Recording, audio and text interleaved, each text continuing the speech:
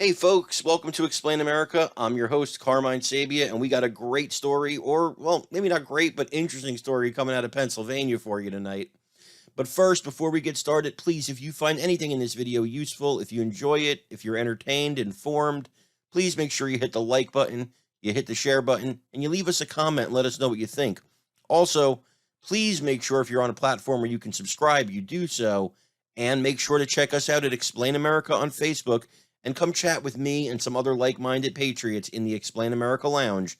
Just go to Facebook, go in the search bar, type in Explain America Lounge, send a request to join.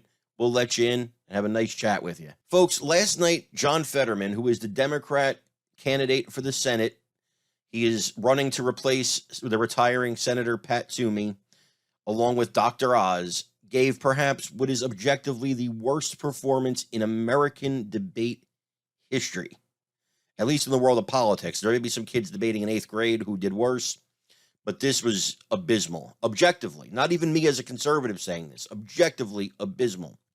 Now, I'm not going to sit here and make fun of a man who had a stroke. I think that's a horrible thing. It could happen to any of us at any time, any human being, and we could suffer the way he's suffering and have to recover the way he has to recover. And that's a sad thing. It's not something to be mocked, made light of, or made fun of. But it is something to look at and say, can this man serve in the United States Senate today? Regardless of your opinions on Dr. Oz, can this man serve in the Senate today? That is what you need to think about, Pennsylvanians, when you go to the voting booth on November 8th, or if you early vote. Do you trust this man to serve a 6-year term as a senator from your state? Now, I'm going to show you some videos of the lowlights, really, of last night's debate, where he starts the show by saying good night to everybody, where he then goes on to lie about his position on fracking and can't really form a coherent sentence. Now, again, I'm not making fun of that fact, but it is something you need to keep in mind before you vote for a man. Let's take a look. As lieutenant governor, you're running for a seat that could decide the balance of power in Washington. What qualifies you to be a U.S. senator? You have 60 seconds. Hi, good night, everybody.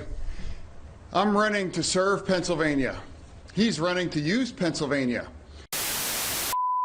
I do want to clarify something. You're saying tonight that you support fracking, that you've always supported fracking, but there is that 2018 interview that you said, quote, I don't support fracking at all. So how do you square the two? I do support fracking, and I support fracking, and I stand and I do support fracking.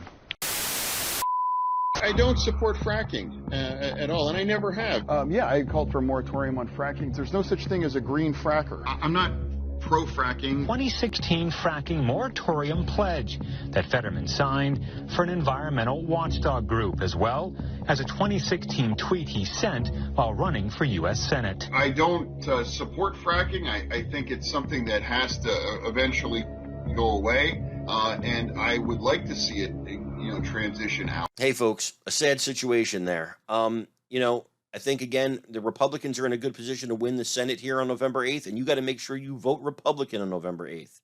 Also, again, please make sure you're following us on Facebook at Explain America and chatting with us in the Explain America Lounge.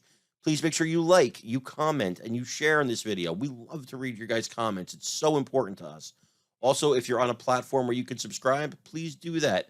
It really helps us out, and it helps us grow and get the conservative message out to the people. We love you guys. God bless you. Don't forget to vote November 8th and vote Republican. Take care, everybody.